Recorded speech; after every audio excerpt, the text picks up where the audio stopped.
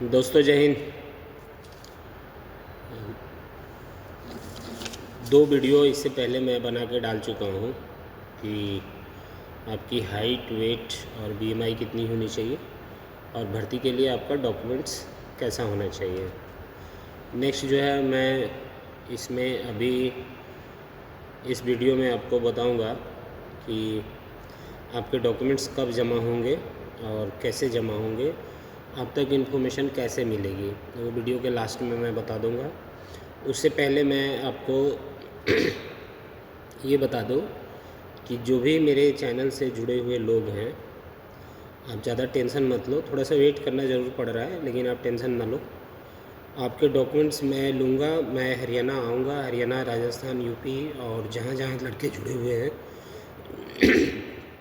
मैं आऊँगा और आपको बुला के और आपके डॉक्यूमेंट्स ले लूँगा और आपको भर्ती में बुलाऊँगा। तो उसके लिए आप निश्चिंत रहो। अपनी तैयारी जो जैसे बता रहा हूँ उस हिसाब से अपनी तैयारी कंप्लीट कर लो। तो आज मैं आपको फिज़िकल आपका कैसा होना चाहिए और हमारे यहाँ भर्ती में क्या क्या फिज़िकल लिया जाता है वो मैं आपको बता रहा हूँ। आज इस वीडियो में मैं आपको फिज़िकल में हम क्या क्या लेते हैं और कितना कितना होता है, टाइमिंग क्या होती है, वो सारी चीज़ें बताऊंगा। तो चलिए हम शुरू करते हैं। सबसे पहला चीज़ होता है फिज़िकल के आपका हाइट, वेट, डॉक्यूमेंट्स, ये तीन चीज़ जब चेक हो जाता है और जब आप तीनों चीज़ों में फाइनल हो जाते हैं, सेलेक्ट हो जाते हैं, तब आपका फिज़िकल टेस्ट लिया जाता है। फिज़िकल टेस्ट में सबसे पहला चीज़ होता है वो रनिंग की होती है। रनिंग 2.4 किलोमीटर की होती है।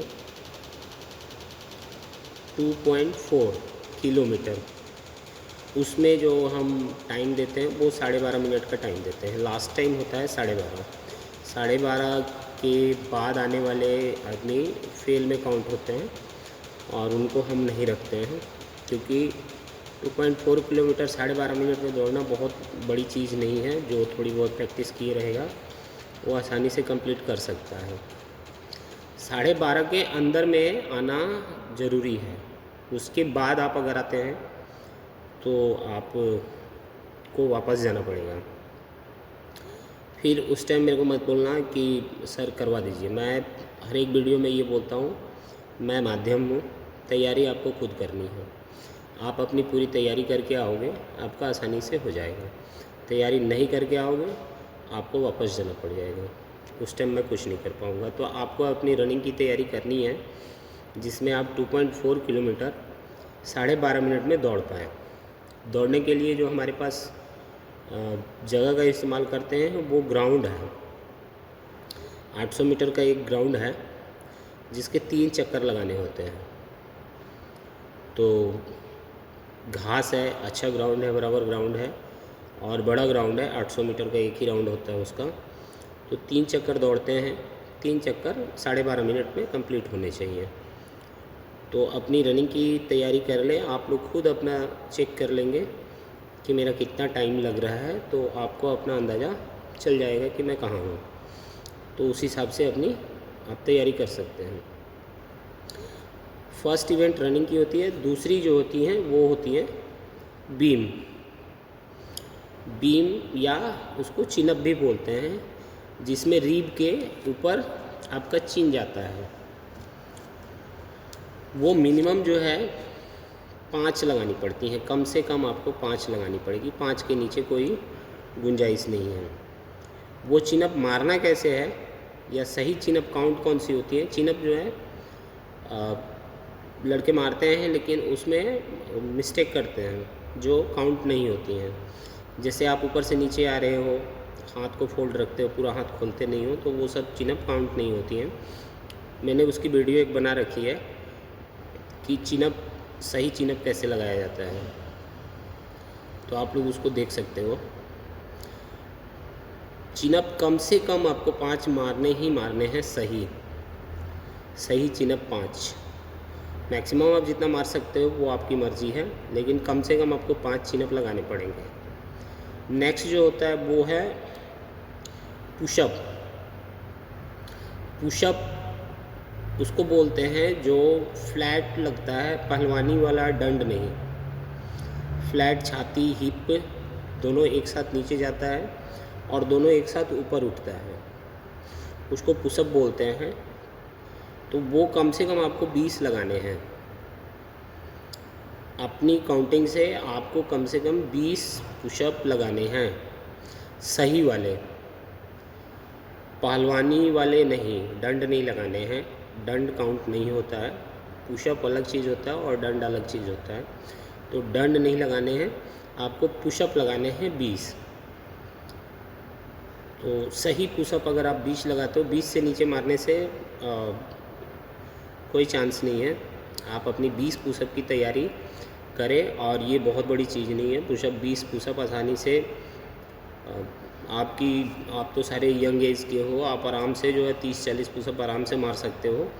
थोड़ी बहुत प्रैक्टिस करोगे तो विदाउट प्रैक्टिस आप कुछ नहीं कर पाओगे, ना रनिंग कर पाओगे, ना चिनअप लगा पाओगे, ना पुशअप कर पाओगे। तो आपको प्रैक्टिस करनी पड़ेगी, और आप अगर प्रैक्टिस करते हैं तो आप आसानी से 20 पुशअप आसानी से लगा पाएंगे। नेक्स्ट जो है उसके बाद सिटअप होता है। सिटअप जो पेट की एक्सरसाइज होती है, तो वो सिटअप की होती है, जिसमें आपको 20 सिटअप लगाते हैं। इसमें पैर फोल्ड करके एक आदमी से पैर दबवाते हैं और दूसरा आदमी लगाता है। काउंटिंग हम करते हैं, हमारी काउंटिंग पे आपको कम से कम 20 सिटअप लगाने हैं। ये जितनी चीज़ें मैं बता रहा हूँ ये सारी पासिंग बता रहा हूँ, पास होने के लिए आपको जो टाइमिंग और काउंटिंग चाहिए वो बता रहा हूँ मैं। तो कम से कम आपको 20 सिटअप लगाने हैं। और सिटअप मेरे को जो लगता है वो एक्सरसाइज में सबसे इजी, हमारा जो टेस्ट का इवेंट है उनमें सबसे इजी चीज़ जो है वो है सिटअप।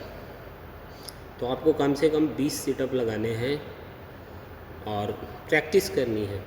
बिना प्रैक्टिस आप नहीं कर पाओगे, क्योंकि मैंने देखा है बहुत से पतले पतले से लड़के रहते हैं जिनमें 40 किलो 42 किलो वेट होता है और 10 सिटअप लगा के पेट पकड़ के बैठ जाते हैं। तो सिटअप करने से पेट में दर्द होता है, हो सकता है, लेकिन अगर आप अपनी तैयारी करते हो तो आप आसानी से लगा पाओगे।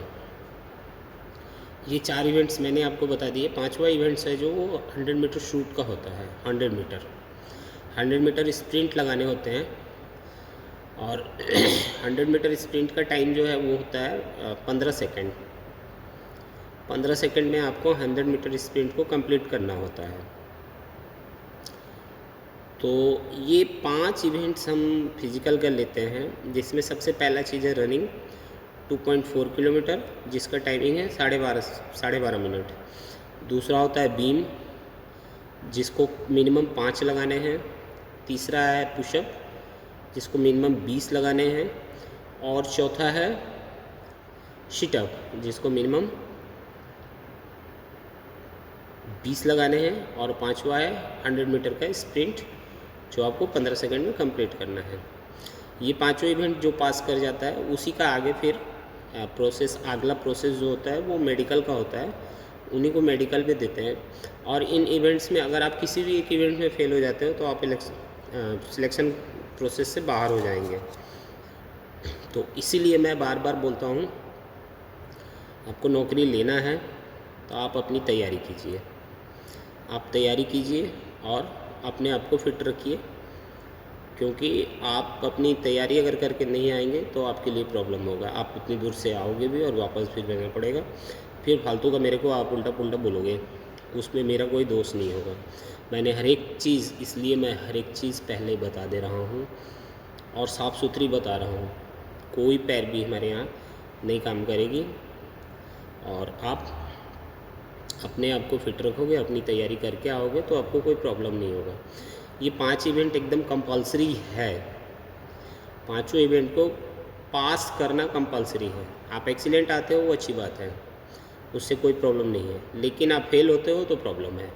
तो आपको पास करना ज़रूरी है। तो आप अपने इसी हिसाब से, मैंने आपको टाइमिंग काउंटिंग सारी कुछ बता दी है, आप इस हिसाब से अपनी तैयारी कर लेना, देख लेना, आप खुद अपनी देख सकते हो कि मैं कितने क्या चीज़ कर सकता हूँ। अगर किसी का कोई कमज़ोर है चीज़ तो अपनी प्रैक्टिस करो, वो बढ़ जाएंगी। अभी आपके पास टाइम है। मेरे को बहुत सारे लड़के मैसेज करते हैं, सर बीम मेरे 3 लगते हैं, करवा देना। मैं थोड़ी मारूंगा यार तुम्हारे बदले बीम। अपनी प्रैक्टिस करो, 3 से 13 हो सकती है, कोई बड़ी चीज़ थोड़ी है। मेहनत करना पड़ेगा उसके लिए, उसके लिए सही डायरेक्शन में सही काम करना पड़ेगा। अगर आपका बीम कमज़ोर है, रनिंग करोगे तो बीम थोड़ी बढ़ जाएगी। आपको रनिंग करके बीम पे काम करना पड़ेगा कि मैं क्या करूं कि बीम मेरा बढ़े। और अगर किसी का बीम नहीं बढ़ता है, मेरे से संपर्क कर लेना, मैं एक्सरसाइज बता दूंगा बीम बढ़ाने की। 1 महीने में अगर 5 मारने वाला बंदा आराम से 10-12 बीम मार सकता है। मैं एक्सरसाइज बता दूंगा, अगर वो कंटिन्यू उस एक्सरसाइज को प्रैक्टिस करेगा तो। उसके बाद नेक्स्ट मैं आपको बताया था कि मैं सबको डॉक्यूमेंट्स कैसे कलेक्ट होंगे और आपकी भर्ती कब होगी, क्या होगी, वो सारी चीज़ें जो हैं आपको बताऊंगा। तो मैं आपको बता दूं, मेरे से जो जुड़ा हुआ है व्हाट्सएप ग्रुप, मैं जब फाइनल कर लूँगा तभी बनाऊंगा। व्हाट्सएप ग्रुप उससे पहले नहीं बनाऊंगा। डॉक्यूमेंट्स कलेक्शन मैं यूट्यूब के थ्रू ही करूँगा। जो भी इन्फॉर्मेशन होगी मेरी सारी यूट्यूब के थ्रू ही होंगी। और मुझे आप लोग कॉल करते हो, मैसेज करते हो, मैं ज़्यादातर फ़ोन उठाता नहीं हूँ, क्योंकि मेरा एक ही चीज़ बता के ना दिमाग ख़राब हो जाता है। दिन भर जो है, आप सोच के देखो, एक ही आदमी से दिन भर अगर पूछा जाए भर्ती कब है, भर्ती कब है, भर्ती कब है, वो आदमी पागल हो जाएगा। इसलिए मैं ज़्यादातर फ़ोन जो है अपने अलग ही रखता हूँ और नहीं उठाता हूँ। आपको जो कुछ है, आपकी भर्ती के लिए जो भी इन्फॉर्मेशन चाहिए, वो सारी कुछ मैं इसलिए बीच बीच में डालते रहता हूँ। तो आप निश्चिंत रहो। आप मेरे से अगर जुड़े हुए हो, आप मेरे से कनेक्ट हो, तो आप निश्चिंत रहो। मैं आपको सही समय पे इन्फॉर्मेशन देके खुद बुला लूँगा। जैसे डॉक्यूमेंट्स आपका पहले जमा होगा, तो डॉक्यूमेंट्स जमा होने के लिए भी मैं वीडियो डाल दूँगा आपकी, कब मैं कहाँ मिलूँगा, भिवानी कब मिलूँगा, रेवाड़ी कब मिलूँगा, हाँसी कब मिलूँगा, सीकर कब मिलूँगा, झुंझुनू कब मिलूँगा, चूरू में कब मिलूँगा, आगरा कब जाऊँगा, मथुरा कब जाऊँगा, गाज़ियाबाद कब जाऊँगा, बुलंदशहर कब जाऊँगा, मेरठ कब जाऊँगा, ये सारी चीज़ मैं वीडियो बना के डाल दूँगा। आप उस हिसाब, उसमें एड्रेस भी डाल दूँगा, आप उस हिसाब से आके मेरे को डॉक्यूमेंट्स जमा करा दोगे, फिर मैं आपको भर्ती में बुला लूँगा। भर्ती में जब मैं फाइनल डॉक्यूमेंटेशन जब आपके फाइनल कर लूँगा, तब जाके मैं व्हाट्सएप का ग्रुप बनाऊँगा और फिर आपको बुला के उस ग्रुप के थ्रू ही भर्ती होगी, ओपन वगैरह कुछ नहीं होगी। तो आप निश्चिंत रहें, अगर मेरे साथ जुड़े हुए हो तो आप निश्चिंत रहो। आपको जितना टेंशन है उतना हमको भी टेंशन है कि हम आपको करा दें, ताकि हमारे सही काम में कुछ और नाम जुड़ जाए। तो आप लोग निश्चिंत रहिए, ज़्यादा परेशान ना होइए। हाँ, बस ये है, अपनी तैयारी आप कीजिए। विदाउट तैयारी मैं सॉरी बोलूँगा। अगर किसी का कोई प्रॉब्लम है और वो अपनी तैयारी नहीं करता है और चीज़ों में फ़ेल होता है, डॉक्यूमेंट्स में गड़बड़ होता है, हाइट कम है, बीएमआई ज़्यादा है, फिज़िकल नहीं कर सकता, तो उसके लिए मेरी तरफ से सॉरी। मैं जेन्युइन चीज़ें करता हूँ तो बंदा भी जेन्युइन ही चाहिए मेरे को। तो आप लोग समझ गए होंगे। तो भर्ती के लिए सबसे अभी तक मैं आपको जो चीज़ें बताया हूँ वो है, पहली चीज़ है हाइट, वेट, बीएमआई, एज, उसके बाद आपका डॉक्यूमेंटेशन, उसके बाद आपका फ़िज़िकल। नेक्स्ट जो होता है वो मेडिकल होता है, रिटेन होता है और फिर ट्रेनिंग होती है। तो अभी 2 दिन बाद मैं आपको मेडिकल की वीडियो डाल दूँगा और उसके बाद मैं आपको रिटेन की वीडियो डाल दूँगा, उसके बाद मैं आपको ट्रेनिंग की वीडियो डाल दूँगा। तो आप सारी चीज़ें जान जाओगे। आप उस हिसाब से अपनी तैयारी करके रखो और अपने आप को फिट रखो। और सबको दिवाली की ढेर सारी शुभकामनाएँ। मैं थोड़ा दिवाली में बिजी था, इसलिए पहले नहीं दे पाया आपको शुभकामनाएं। दिवाली बीत जाने के बाद में आपको दिवाली की ढेर सारी शुभकामनाएं दे रहा हूँ। लेकिन माँ लक्ष्मी की कृपा सब पे आप पे बनी रहे। थैंक यू, धन्यवाद, जय हिंद।